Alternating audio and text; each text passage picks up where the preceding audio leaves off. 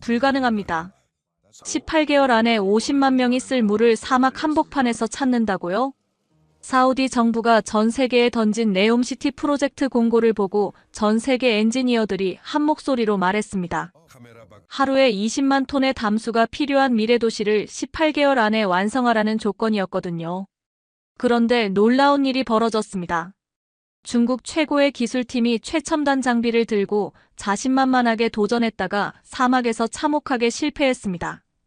그때 아무도 주목하지 않던 한국의 작은 팀이 조용히 손을 들었습니다. 저희가 도움이 될 수 있을 것 같습니다. 모두가 비웃었죠. 하지만 18개월 후 그들이 만들어낸 결과는 전 세계를 충격에 빠뜨렸습니다. 대체 사막에서 무슨 일이 벌어졌던 걸까요? 지금부터 제가 직접 목격한 놀라운 이야기를 들려드리겠습니다. 저는 사라 워커스입니다. 사우디아람코 해외사업부에서 15년간 대규모 인프라 프로젝트를 담당해온 수석 엔지니어죠. MIT 토목공학 박사의 스탠포드 MBA까지 마친 후 중동의 거대 프로젝트들을 성공시키며 경력을 쌓아왔습니다. 2023년 3월 15일 리야드 본사 42층 대회의실로 소집 명령이 떨어졌어요. 창밖으로는 사우디의 붉은 새벽 하늘이 펼쳐져 있었고 회의실 안에는 중동 전역의 최고 엔지니어들이 모여 있었습니다. 네옴시티 프로젝트입니다. 프로젝트 총괄 디렉터가 대형 스크린을 가리키며 발표를 시작했어요. 50만 명이 거주할 스마트시티, 하루 20만 톤의 담수 공급, 18개월 내 완성. 숫자들이 스크린에 뜨자 회의실이 조용해졌습니다. 모든 사람이 계산기를 두드리기 시작했어요. 저도 마찬가지였죠. 이건 정말. 제 옆에 앉은 독일 엔지니어 한스가 속삭였어요. 라스베이거스 전체 용량의 3배잖아. 회의가 끝난 후 저는 개인 사무실로 돌아가 컴퓨터 앞에 앉았습니다. 화면에 프로젝트 데이터를 띄우고 하나씩 검토하기 시작했어요. 클릭할 때마다 숫자들이 더욱 절망적으로 느껴졌습니다. 그때 12년 전 아프가니스탄의 기억이 떠올랐어요. 중국 업체 담당자가 현지 사정을 우리가 더 잘 안다며 정밀 지질 조사를 생략했던 일말이죠. 결국 댐이 무너져 마을 전체가 침수되었고 그 책임을 일부나마 져야 했던 제가 승진해서 2년이나 밀렸었거든요. 이번에는 절대 그런 일이 없어야 해. 모니터를 응시하며 다짐했습니다. 검증된 과학적 방법만 사용하자. 3월 28일 베이징에서 온 중국 지질조사팀이 킹 압두라지즈 국제공항에 도착했습니다. 팀장인 왕 리밍 박사는 중국 최고의 지하수 전문가로 유명한 인물이었어요. 공항 VIP 라운지에서 첫 만남을 가졌는데 왕 박사의 자신감이 대단했습니다. 워커스 박사님, 걱정할 필요 없어요. 그는 완벽한 영어로 말했어요. 우리 팀에는 세계 최첨단 AI 기반 지하수 탐지 시스템이 있거든요. 테이블 위에 올려진 태블릿 화면에는 화려한 3D 그래픽이 돌아가고 있었어요. 이 시스템은 인공위성 17개와 실시간 연동되어 지하 500m까지 분석이 가능합니다. 인상적이네요. 저도 감탄했어요. 정말 과학적이고 체계적인 접근법이었거든요. 현장으로 향하는 고급 버스 안에서 중국 팀원들의 전문성을 관찰할 수 있었어요. 12명 모두가 노트북을 펼쳐놓고 데이터를 정리하고 있었죠. 대화도 전부 영어로, 그것도 기술적 용어들로만 이루어졌어요. 온도 편차 분석, 지질 층서 구조, 수음양 매핑. 정말 프로다운 모습이었어요. 네옴시티 예정지에 도착했을 때는 정말 압도되었습니다. 15m 높이의 대형 굴착기 세대가 사막 한복판에 우뚝 서 있었고 위성통신 안테나가 달린 컨테이너 5개가 일렬로 배치되어 있었어요. 장비 투자만 12억 달러입니다. 왕 박사가 자랑스럽게 말했어요. 중국 팀의 일과표도 정확했어요. 오전 7시 정각 브리핑, 오전 8시 현장 작업 시작, 정오 30분 점심 영양바와 에너지 드링크, 오후 6시 데이터 정리. 마치 공장처럼 돌아가는 모습이었죠. 3주면 충분할 겁니다. 왕 박사의 확신에 찬 목소리에 저도 고개를 끄덕였어요. 하지만 현실은 잔인했습니다. 4월 12일 오후 2시 47분 사막의 기온이 48도까지 치솟았을 때 그 일이 벌어졌어요. 저는 에어컨이 빵빵하게 나오는 컨테이너 사무실에서 진행 보고서를 정리하고 있었는데 갑자기 쾅 하는 소리가 들렸어요. 창밖을 내다보니 중국의 대형 굴착기에서 검은 연기가 피어오르고 있었습니다. 고지어 펑 하는 폭발음과 함께 냉각 시스템이 터진 거예요. 긴급 정지. 모든 장비 정지. 왕 박사가 소리치며 뛰어나갔어요. 하지만 이미 늦었어요. 사막의 극한 환경을 견디지 못한 AI 분석 시스템들이 연쇄적으로 다운되기 시작했거든요. 컨테이너 안에서 삐삐삐하는 경보음이 계속 울렸어요. 더 심각한 문제는 3주 동안의 성과였어요. 30개가 넘는 50m 깊이의 구멍을 팠지만 나온 건 모래뿐이었거든요. GPS 좌표가 틀렸나? 왕 박사가 태블릿을 두드리며 중국어로 뭔가 중얼거렸어요. 4월 28일 결국 중국팀은 철수를 발표했습니다. 트럭들이 줄지어 장비를 실어가는 모습을 보며 정말 착잡했어요. 15억 달러와 한 달의 시간이 사막 모래 속으로 사라진 거였죠. 그날 밤 저는 텐트에서 물만 마시며 생각에 잠겼어요. 이래서는 프로젝트 자체가 무산될 수도 있어. 5월 3일 오전 본사에서 예상치 못한 연락이 왔어요. 한국에서 온 제안서가 있어요. 비서가 이메일을 전달해줬는데 발신자는 지오테크라는 생소한 회사였어요. 구글에서 검색해보니 직원 15명의 작은 회사더라고요. 이런 소규모 업체가 네옴시티를 솔직히 기대는 안 했지만 다른 대안도 없었어요. 5월 10일 오후 한국팀이 공항에 도착했습니다. 8명이 전부였어요. 중국팀의 화려한 정장 차림과 달리 그들은 편안한 작업복 차림이었죠. 공항 로비에서 처음 본 김민수 팀장의 첫인상은 평범했어요. 키 172cm 정도의 중년 남성으로 특별할 게 없어 보였죠. 그런데 인사를 받을 때 깜짝 놀랐어요. 김 팀장이 명함을 건넬 때 두 손을 다 사용하더라고요. 오른손으로 명함을 주면서 왼손은 오른팔을 받치고 동시에 고개를 살짝 숙이는 거예요. 안녕하세요. 지오테크 김민수입니다. 그의 영어는 유창하지 않았지만 정중함이 느껴졌어요. 중국팀과 확연히 달랐던 건 장비였어요. 소형 드릴 2대, 휴대용 분석기 몇 개, 그리고 노트북 몇 대가 전부였거든요. 트럭 한 대에 다 들어갈 정도였죠. 이걸로 정말 뭘 할 수 있을까? 속으로 의심했지만 다른 선택의 여지가 없었어요. 현장으로 가는 버스 안에서 한국팀을 관찰했는데 정말 독특했어요. 8명이 조용히 앉아서 각자 작은 수첩에 뭔가를 적고 있더라고요. 중국팀처럼 영어로 시끄럽게 토론하지도 않았고 그냥 묵묵했어요. 저들은 뭘 생각하고 있을까? 궁금했지만 물어볼 분위기는 아니었어요. 한국팀이 작업을 시작한 첫 3주는 정말 답답한 시간이었어요. 가장 눈에 띈 건 그들의 하루 시작 방식이었어요. 매일 아침 6시, 다른 팀들이 모두 잠들어 있을 때 한국팀은 이미 모여서 회의를 하고 있었거든요. 신기한 건 그들이 뜨거운 차를 마시고 있다는 거였어요. 47도 사막에서 뜨거운 차라니. 팀장님, 왜 뜨거운 걸 마세요? 궁금해서 물어봤더니 김 팀장이 보온병 뚜껑을 돌리며 대답했어요. 몸을 따뜻하게 하면 오히려 더위를 이길 수 있어요. 우리 할머니가 그러셨거든요. 할머니요? 정말 의외였어요. 과학자가 할머니 얘기를 하다니. 점심시간엔 더 신기한 광경을 봤어요.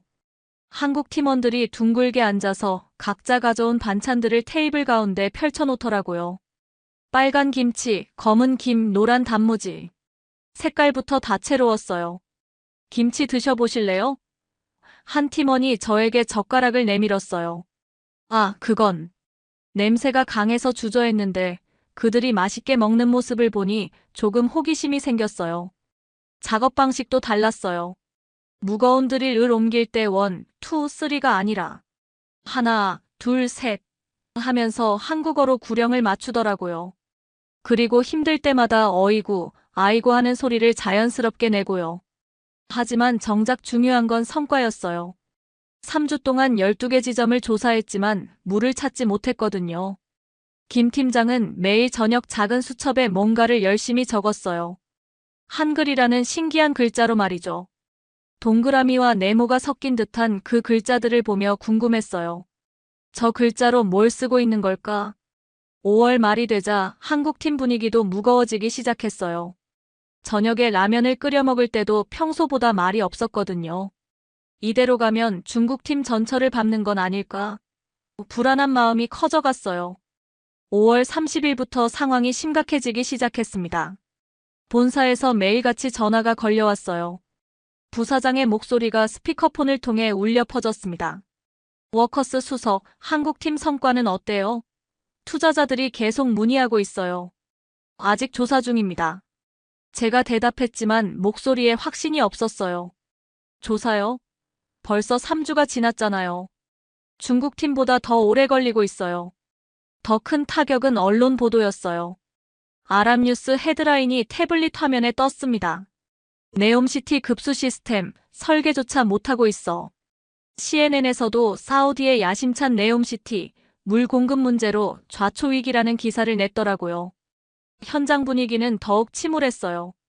한국팀이 저녁 식사를 하는 모습을 멀리서 지켜봤는데 평소 같으면 둘러앉아서 이야기꽃을 피우는데 그날은 달랐어요. 김 팀장이 작은 휴대용 버너에 라면을 끓이고 있었어요. 물이 끓자 면을 넣고 스프를 뿌리고 그 위에 김치를 올리더라고요. 다른 팀원들도 각자 가져온 김이나 단무지를 조금씩 나눠 먹었지만 대화는 거의 없었어요. BTS 덕분에 라면은 알고 있었는데 저렇게 김치까지 넣어서 먹는 거였구나. 신기하긴 했지만 그들의 침묵이 더 걱정스러웠어요. 6월 2일 저녁 김 팀장이 한국 본사와 화상통화를 하는 소리가 들렸어요. 텐트 밖에서도 들릴 정도로 목소리가 커졌거든요. 물론 한국어라 무슨 말인지는 몰랐지만 톤으로 봐서는 어려운 상황을 보고하는 것 같았어요. 통화가 끝난 후 김 팀장이 혀를 차는 소리가 들렸어요. 쯧. 그리고 에이 하면서 머리를 긁는 모습이 보였어요. 절망적인 상황인데도 왠지 모르게 정겨워 보이더라고요. 그날 밤 저는 텐트에서 차가운 생수를 마시며 생각에 잠겼어요. 12년 전 아프가니스탄처럼 또 실패하는 건 아닐까? 6월 5일 이른 아침, 완전히 예상치 못한 일이 벌어졌습니다. 새벽 6시쯤 텐트에서 나와 세면을 하려는데 현장 입구에 낙타 한 마리가 서 있더라고요. 그리고 그 옆에는 전통 베두인 복장을 한 장신의 노인이 서 있었어요. 흰색 토브를 입고 빨간 체크무늬 구투라를 머리에 두른 모습이 정말 위험 있어 보였어요. 키가 185cm는 좋게 되어 보이는 60대 후반의 남성이었죠. 이분이 압둘 하미드 족장님입니다. 김 팀장이 제게 소개해 주더라고요. 그런데 정말 깜짝 놀란 일이 벌어졌어요. 족장이 김 팀장을 보더니 갑자기 안녕하세요 하면서 한국어로 인사를 하는 거예요. 어떻게 한국말을? 저는 정말 당황했어요. 족장이 주름진 얼굴에 미소를 띠며 영어로 설명했어요. 오래전에 한국 친구들과 일한 적이 있거든요. 그때 조금 배웠습니다. 김 팀장도 놀란 표정이었어요. 정말요? 언제요? 1983년이었어요. 제가 23살 때였죠. 족장이 말을 이어갔습니다. 저희 조상들이 수백 년 동안 이 사막에서 물을 찾아온 방법이 있어요. 혹시 도움이 될지도 모르겠어요. 순간 제 머릿속에 12년 전 아프가니스탄의 악몽이 선명하게 떠올랐어요. 중국 업체가 현지 사정을 우리가 더 잘 안다며 과학적 조사를 생략했다가 댐이 무너진 그 참혹한 기억 말이에요. 족장님, 정말 감사한 제안이지만 제가 정중하지만 단호하게 말했어요. 저희는 과학적이고 검증된 방법만 사용해야 해요. 경험에만 의존하는 건 너무 위험합니다. 하지만 김 팀장의 반응은 완전히 달랐어요. 족장 앞에서 깊게 허리를 숙이며 자세히 말씀해 주세요라고 정중히 요청하더라고요. 더 신기한 건 그 다음이었어요. 김 팀장이 땅에 쪼그려 앉는 거예요. 의자도 없는데 정말 자연스럽게 앉더라고요. 서양인인 저는 의자 없으면 서 있거나 바닥에 엉덩이를 대고 앉는 게 전부인데 저렇게 편하게 앉을 수 있다니 신기했어요. 저 자세로 어떻게 저렇게 오래 앉아있지? 정말 궁금했어요. 족장의 설명은 제게는 정말 충격적이었습니다. 밤에 바람이 부는 방향을 관찰해야 해요. 족장이 손으로 바람 방향을 가리키며 말했어요. 그리고 모래 색깔의 미묘한 변화를 봐야 하고 특정한 식물들이 자라는 패턴도 살펴봐야 해요. 이건 완전히 비과학적이에요. 저는 참을 수 없어서 소리쳤어요. 바람 방향이나 모래 색깔로 지하수를 찾는다고요? 우리에게는 정밀한 지질 조사 장비가 있어요. GPS로 정확한 위치를 측정하고 전자파 스캔으로 지하 구조를 파악할 수 있거든요. 12년 전의 기억이 계속 머릿속을 맴돌았어요. 또 이런 식이야. 아시아인들은 왜 항상 이런 감각적인 방법을 믿는 거지? 하지만 한국팀의 반응은 저와 180도 달랐습니다. 김 팀장이 작은 수첩을 꺼내서 족장의 말을 한글로 꼼꼼히 적기 시작했거든요. 그 신기한 네모와 동그라미가 섞인 글자들로 말이에요. 다른 팀원들도 진지한 표정으로 족장의 설명을 들었어요. 누군가는 휴대폰으로 족장의 손짓을 동영상으로 찍기도 하더라고요. 팀장님, 설마 저런 방법을 진지하게 고려하시는 건 아니죠? 제가 당황하며 물었어요. 김 팀장이 수첩을 덮으며 조용히 대답했어요. 일단 들어보죠. 수백 년 동안 이 사막에서 살아온 사람들의 지혜에는 분명 이유가 있을 거예요. 이유라고요? 과학적 근거 없는 추측으로요? 모든 자연 현상에는 원인이 있어요. 우리가 아직 이해하지 못하는 것도 있을 수 있고요. 그날 오후 1시쯤 정말 어이없는 일이 벌어졌어요. 한국팀 전체가 족장과 함께 현장을 돌아다니기 시작한 거예요. 족장이 이쪽 바람이 조금 다르네요라고 하면 한국 팀원이 즉시 휴대용 풍향계를 꺼내서 정확한 방향과 풍속을 측정했어요. 모래 색깔이 저기서부터 달라져요라고 하면 또 다른 팀원이 디지털 카메라로 사진을 찍고 GPS 좌표까지 입력하더라고요. 저는 그늘진 텐트에서 얼음물을 마시며 그 모습을 지켜봤어요. 12년 전 중국팀과 똑같잖아.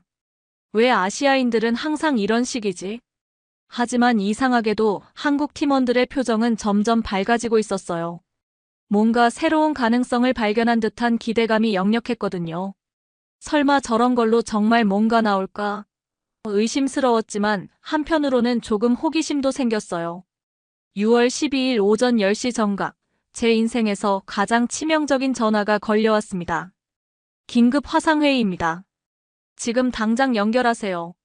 비서의 긴장된 목소리가 위성전화를 통해 들렸어요. 노트북을 켜고 화상회의에 접속하자 리야드 본사 대회의실이 화면에 나타났어요. 건설부 파루크 차관을 비롯해 고위 관료 5명이 엄숙한 표정으로 앉아 있었죠. 워커스 수석. 파루크 차관의 목소리는 얼음장처럼 차갑했어요. 더 이상 기다릴 수 없습니다. 화면 속 차관의 얼굴이 클로즈업 되었어요. 투자자들이 계속 의문을 제기하고 있어요. 언론에서도 프로젝트 실패 가능성을 기정사실처럼 보도하고 있고요. 다른 관료가 끼어들었어요. 중국팀 실패 후 2개월이 지났는데 아직도 성과가 없어요. 일주일입니다. 차관의 선언이 화면을 통해 전달되었어요. 일주일 안에 구체적이고 측정 가능한 성과를 보여주지 못하면 계약을 해지하겠습니다. 제 손이 떨리기 시작했어요. 차관님, 일주일은 너무 짧은 시간입니다. 조금만 더 시간을. 아니요. 이미 충분한 기회를 드렸어요. 세 번째 실패는 용납할 수 없습니다. 화상회의가 끝난 후 저는 정말 절망적이었어요.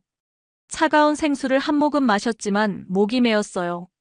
현장으로 나가서 김 팀장에게 이 끔찍한 소식을 전해야 했어요. 그는 족장과 함께 모래 샘플을 채취하고 있었거든요. 팀장님, 제가 조심스럽게 말을 꺼냈어요. 잠깐 따로 이야기할 수 있을까요?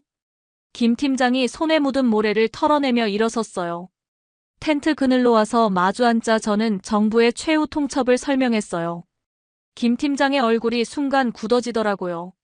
그리고 잠시 침묵이 흘렀어요. 팀장님, 정말 미안해요.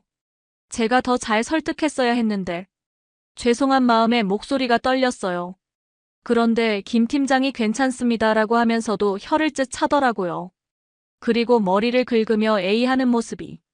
이런 절망적인 상황인데도 왠지 모르게 따뜻해 보였어요. 일주일이면 정말 촉박하네요. 하지만 최선을 다해보겠습니다. 그날 저녁 한국팀의 식사 모습은 평소와 달랐어요. 김치찌개를 끓이면서도 대화가 거의 없었고 다들 심각한 표정이었거든요. 저는 멀리서 그 모습을 보며 가슴이 아팠어요. 내가 그들에게 너무 큰 기대를 걸었나? 바로 그때 정말 드라마 같은 일이 벌어졌습니다. 6월 13일 오전 9시경 현장에 정부 차량 한 대가 나타났어요. 새하얀 토요타 랜드크루저에서 말끔한 정장 차림의 젊은 남성이 내렸죠. 안녕하세요. 그가 유창한 영어로 자기소개를 했어요. 저는 투자개발부의 파이살 알하미드입니다. 순간 족장이 환한 미소를 지으며 달려갔어요. 파이살, 여기서 뭐 하는 거야? 외삼촌. 파이살이 족장과 포옹하는 모습을 보고 저는 깜짝 놀랐어요. 이분이 제 조카예요. 족장이 저희에게 설명했어요. 정말 놀라운 우연이었어요. 족장이 자신의 조카에게 한국팀을 도와달라고 부탁한 거였죠. 파이살이 진지한 표정으로 말을 이었어요. 외삼촌께서 전화하셨어요. 이 한국팀은 다른 팀들과 다르다고 하시더라고요. 우리의 방식을 무시하지 않고 함께 배우려 한다면서요. 김 팀장이 고개를 끄덕이며 들었어요. 그래서 본부에 직접 가서 추가 시간을 요청해 보려고 해요. 일주일만 더 달라고요. 하지만 차관님이 직접. 제가 걱정스럽게 말했어요. 제가 설득해 보겠어요. 대신 그 기간 안에 확실한 성과를 보여주셔야 해요. 김 팀장이 파이살에게 다가가서 두 손으로 정중하게 악수를 청했어요. 역시나 한국식으로 고개를 살짝 숙이면서요. 정말 감사합니다. 반드시 좋은 결과를 보여드리겠습니다. 그 순간 현장 분위기가 완전히 바뀌었어요. 절망에 빠져있던 한국 팀원들의 얼굴에 다시 희망이 보이기 시작했거든요. 족장, 한국팀, 그리고 파이살까지 합세한 삼각협력이 시작된 거였어요. 저는 이 모든 상황을 지켜보며 묘한 감정이 들었어요. 혹시 정말 뭔가 달라질 수 있을까? 12년 만에 처음으로 제 마음속 편견에 작은 균열이 생기기 시작했어요. 6월 15일 저녁, 정말 충격적인 진실이 밝혀졌습니다. 그날 오후 족장이 김 팀장을 따로 불러서 현장 한쪽 그늘진 곳에서 오랫동안 대화를 나눴어요. 처음엔 아랍어로 이야기하다가 나중엔 영어와 한국어가 뒤섞인 이상한 대화가 계속됐거든요. 저는 멀리서 그 모습을 지켜봤는데 갑자기 김 팀장의 표정이 완전히 바뀌는 걸 봤어요. 놀라움과 충격 그리고 뭔가 깊은 감동이 동시에 드러나는 표정이었죠. 무슨 이야기를 하고 있는 거지? 정말 궁금했는데 곧 그 이유를 알게 되었어요. 족장이 천천히 40년 전 이야기를 꺼낸 거였어요. 1983년 여름이었어요. 족장이 먼 하늘을 바라보며 회상했어요. 그때 제가 23살이었는데 한국에서 온 지질조사팀이 있었거든요. 김 팀장이 숨을 죽이고 들었어요. 정말 특별한 사람들이었어요. 다른 서구 팀들과는 완전히 달랐죠.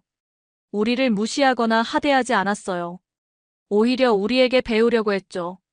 족장의 목소리에 감정이 실렸어요. 특히 팀장이 인상 깊었는데 참 성실하고 겸손한 사람이었어요. 족장이 잠시 말을 멈추더니 김 팀장을 바라보며 조심스럽게 물었어요. 혹시 그분 성함이 뭐라고 하셨는지 기억하세요? 김 팀장의 목소리가 떨렸어요. 김대호였을까요? 김대호. 맞아요. 족장이 소리쳤어요. 어떻게 아셨어요? 김 팀장의 눈에 눈물이 맺히기 시작했어요. 그분이 제 아버지예요. 그 순간 정말 소름이 돋았어요. 40년이라는 긴 세월을 건너뛰어 아버지와 아들, 그리고 족장의 인연이 다시 만난 거였거든요. 족장도 눈물을 흘리며 김 팀장의 손을 잡았어요. 대호 씨의 아들이라니. 이게 우연일 리 없어요. 이건 운명이에요. 저는 그 장면을 보며 가슴이 뭉클해졌어요. 이런 드라마틱한 순간을 실제로 목격하게 되다니. 족장은 40년 전의 기억을 더욱 자세히 들려줬어요. 당시 대호 씨 팀은 정말 달랐어요. 족장이 감회에 젖은 목소리로 말했어요. 다른 외국 팀들은 항상 우리가 더 안다. 너희 말은 들을 필요 없다 이런 식이었거든요. 김 팀장이 아버지에 대한 이야기를 놓치지 않으려고 조그만 녹음기까지 꺼내더라고요. 하지만 대호 씨는 정반대였어요. 제게 이렇게 말했거든요. 족장이 약간의 한국어를 섞어서 말했어요. 압둘, 과학과 경험은 적이 아니야. 서로 도와주는 친구야. 아버지가 그런 말씀을 하셨다고요? 김 팀장이 놀라워했어요. 그래서 우리 조상들의 방법과 한국 기술을 합쳐서 일했어요. 정말 놀라운 결과가 나왔죠. 족장이 계속 말을 이었어요. 3개월 동안 함께 일해서 큰 지하 수맥을 찾아냈어요. 지금도 그 지역 사람들이 그 물로 살고 있답니다. 그런 성공 사례가 있었는데 왜 아무도 모르죠? 제가 궁금해서 끼어들었어요. 6월 21일 금요일 새벽 5시 드디어 기적이 일어났습니다. 전날 밤 족장의 전통 지식과 한국팀의 과학기술이 완벽하게 결합해서 찾아낸 최종 지점에서 드릴 작업이 시작되었어요. 이번엔 정말 확신해요. 족장이 모래를 한 움큼 쥐며 말했어요. 밤새 바람 방향이 3번 바뀌었거든요. 한국팀도 밤새 데이터를 분석한 결과 모든 조건이 완벽하게 맞아떨어진다고 확신했어요. 드릴이 천천히 땅속으로 들어가기 시작했습니다. 10m, 20m, 30m. 모든 사람이 숨을 죽이고 지켜봤어요. 40m를 넘어갈 때쯤 갑자기 드릴의 저항이 확 줄어들었어요. 뭔가 빈 공간을 뚫고 들어가고 있어요. 드릴을 조작하던 기술자가 소리쳤어요. 42m, 43m. 그리고 44m에서 물이에요. 물이 나와요. 믿을 수 없는 광경이 펼쳐졌어요. 맑고 깨끗한 지하수가 파이프를 타고 솟아오르기 시작한 거예요. 아침 햇살에 반짝이는 물줄기가 모래 위로 흘러내렸어요. 아람두릴라, 아람두릴라. 족장이 하나님께 감사하다는 뜻의 아랍어를 연신 외쳤어요. 김 팀장과 팀원들은 하나, 둘, 셋. 구호와 함께 서로 얼싸안았어요. 3주간의 고생과 절망이 한순간에 기쁨으로 바뀌는 순간이었죠. 더욱 놀라운 건 물의 양이었어요. 유량계로 측정한 결과 시간당 8만 리터가 쏟아져 나오고 있었거든요. 하루로 계산하면 192만 리터. 50만 명이 쓸 물을 충분히 공급할 수 있는 양이었어요. 저는 그 순간 정말 온몸에 소름이 돋았어요. 12년간 가지고 있던 아프가니스탄 트라우마와 편견이 완전히 무너지는 느낌이었거든요. 어떻게 이런 일이 가능하지? 족장이 제게 다가와서 말했어요. 과학과 경험이 만나면 기적이 일어나는 법이에요. 그제서야 깨달았어요. 제가 12년 동안 얼마나 잘못된 편견을 가지고 있었는지 말이에요. 하지만 진짜 놀라운 발견은 그 다음 주에 이어졌어요.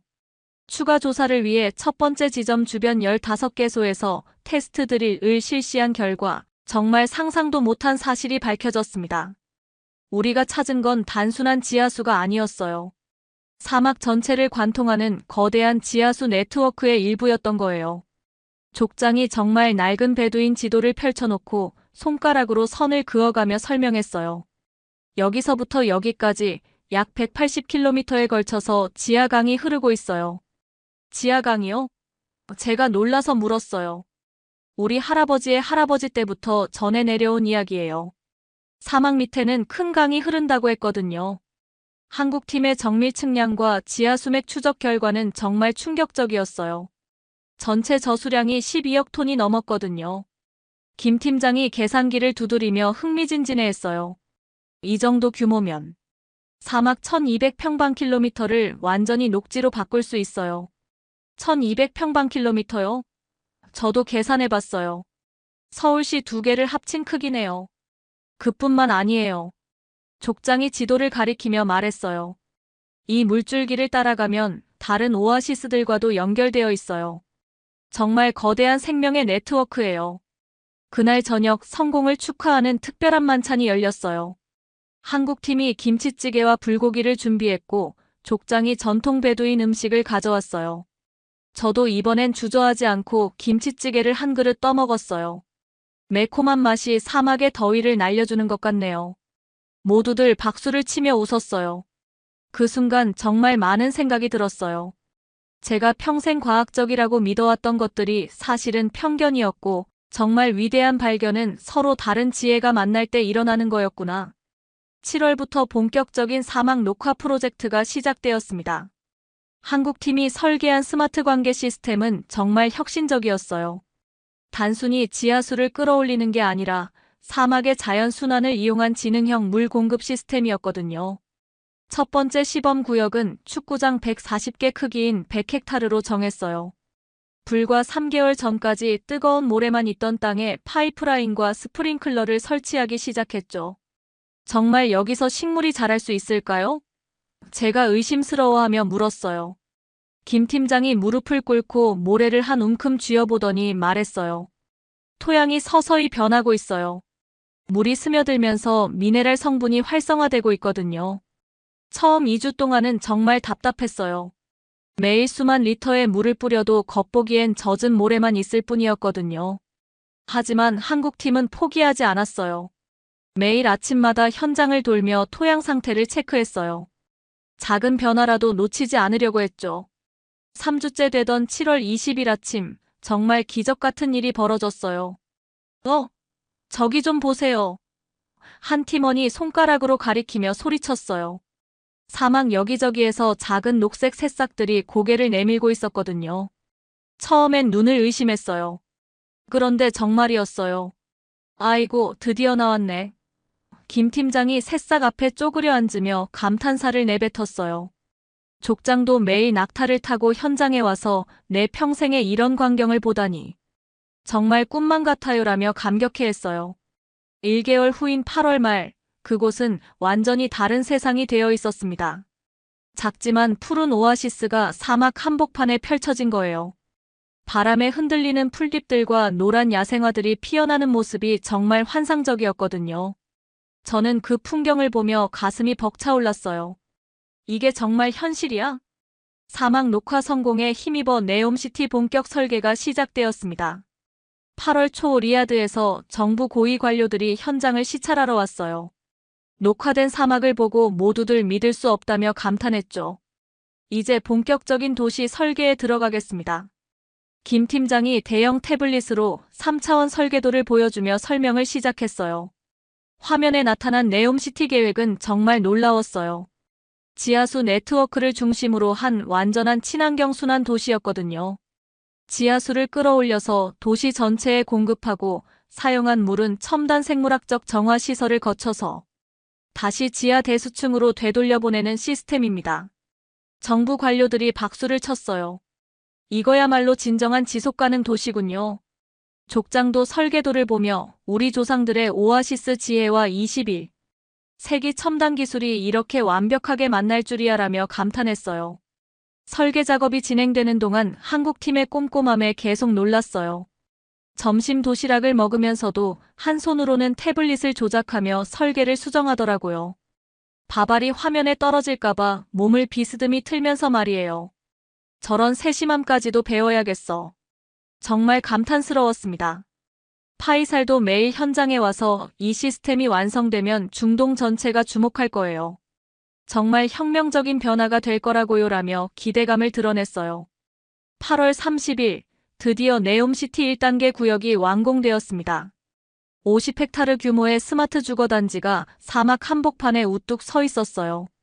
불과 4개월 전까지 뜨거운 모래와 바위만 있던 곳에 녹색 정원과 미래형 건물들이 조화롭게 어우러진 거였죠.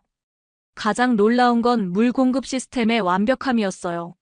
하루 7만 톤의 담수가 24시간 중단 없이 공급되고 있었고 사용된 물의 95%가 정화되어 다시 순환되고 있었어요. 9월 5일 공식 개장식에는 사우디 왕세자가 직접 참석했습니다.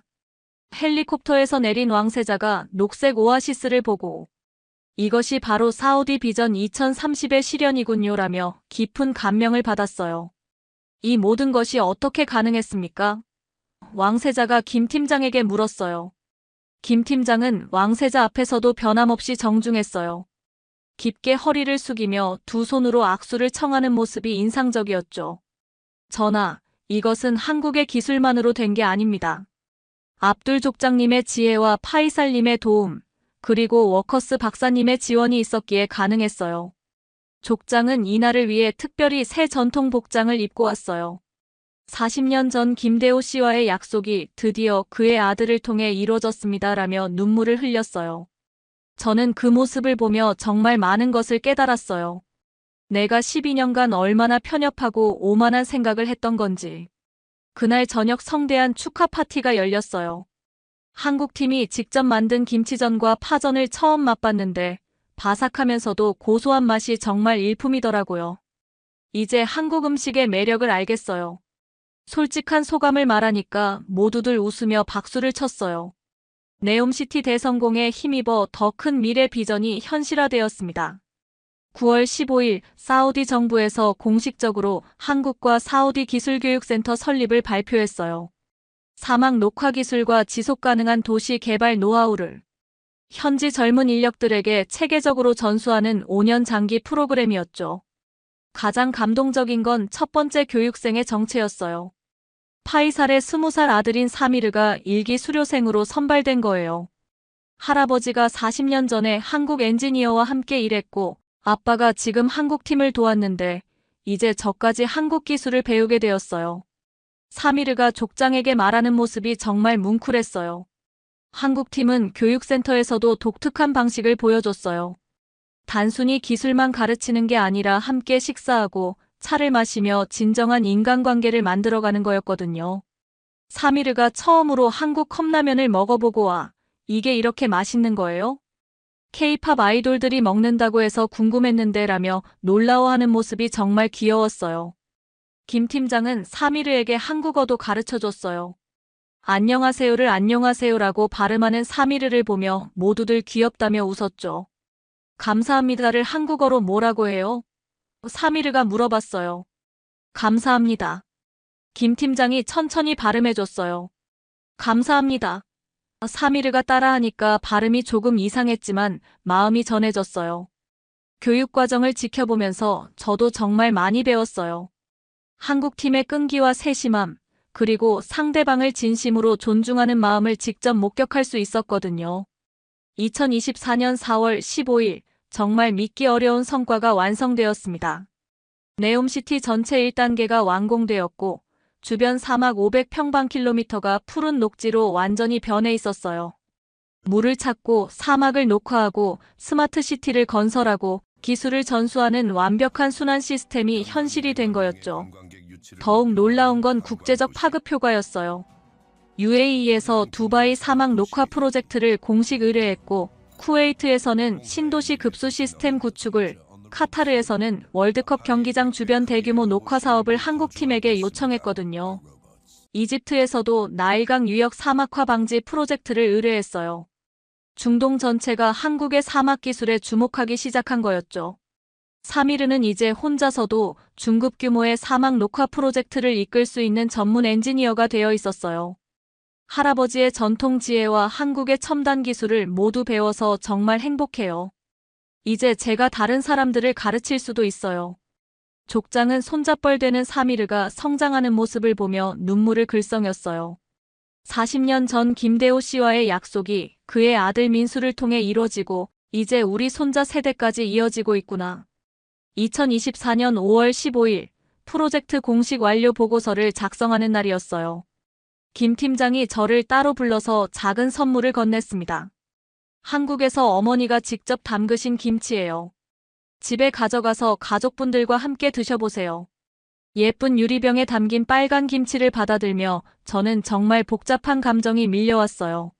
12년 전 아프가니스탄에서의 편견부터 시작해서 지금까지의 모든 과정이 파노라마처럼 스쳐 지나갔거든요. 김 팀장님, 제가 떨리는 목소리로 말했어요. 정말 죄송해요. 처음에 제가 얼마나 편견과 오만함으로 가득했는지. 12년 동안 아시아의 지혜와 경험을 무시하며 살았는데 정말 부끄럽고 죄송합니다. 김 팀장이 따뜻한 미소를 지으며 제 어깨를 가볍게 두드렸어요. 워커스 박사님, 괜찮아요. 서로 다른 문화와 방식이 만나면 처음엔 오해와 갈등이 생길 수밖에 없어요. 중요한 건 진심으로 소통하려고 노력하는 마음이죠. 그리고 이번 프로젝트를 통해서 우리 모두 배웠잖아요.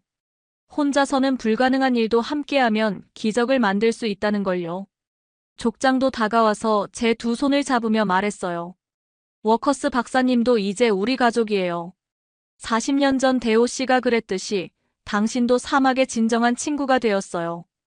2024년 6월, 저는 사우디 아람코 부사장으로 승진했습니다. 하지만 그보다 훨씬 더 큰 의미는 제 인생관과 세계관이 완전히 바뀐 거였어요. 지금 네옴시티는 중동 최고의 친환경 스마트 시티로 자리 잡았고 전 세계 50개국에서 견학단이 찾아오는 모델 도시가 되었습니다. 그리고 그 놀라운 성공의 중심에는 한국 기술과 베두인 지혜의 완벽한 만남이 있었어요. 매일 아침 저는 리야드 사무실에서 김 팀장이 준 김치 한 젓가락을 먹으며 하루를 시작해요. 처음엔 너무 매워서 물을 들이켰는데 이제는 이 맛 없이는 아침이 시작되지 않을 정도로 좋아하게 되었거든요. 그리고 이제 확신합니다. 한국 사람들은 단순히 뛰어난 기술자들이 아니었어요. 그들은 다른 문화의 지혜를 겸손하게 받아들이면서도 자신들의 기술과 완벽하게 융합시키는 놀라운 능력을 가진 진정한 미래 설계자들이었습니다. 무엇보다 그들의 따뜻한 마음과 상대방을 진심으로 배려하는 자세, 그리고 마지막까지 포기하지 않는 끈기가 이 모든 기적을 만들어낸 것이죠. 사막에 핀 이 기적은 단순히 물을 찾고 도시를 건설한 이야기가 아니었습니다. 서로 다른 문화와 지혜가 만나 편견의 벽을 허물고 더 큰 가치를 창조할 수 있다는 것을 보여준 진정한 협력과 화합의 결과였어요. 그리고 저는 이제 깊이 깨달았습니다. 진정한 혁신과 성공은 최첨단 기술만으로 이루어지는 게 아니라 겸손한 마음으로 다른 문화의 지혜를 받아들이고 진심으로 협력할 때 비로소 만들어진다는 것을 말이에요. 한국인들이 보여준 이 모든 것들이 제게는 평생 잊지 못할 가장 소중한 선물이 되었습니다. 이 이야기는 지금 이 순간에도 전 세계 곳곳에서 묵묵히 일하고 있는 우리 한국인들의 이야기입니다. 그들의 진심과 노력이 헛되지 않도록 이 영상을 널리 공유해주세요. 구독과 좋아요도 잊지 마시고 특히 해외에서 고생하시는 우리 교민들과 기술자분들께 응원의 메시지를 전하기 위해 이 영상을 공유 부탁드립니다.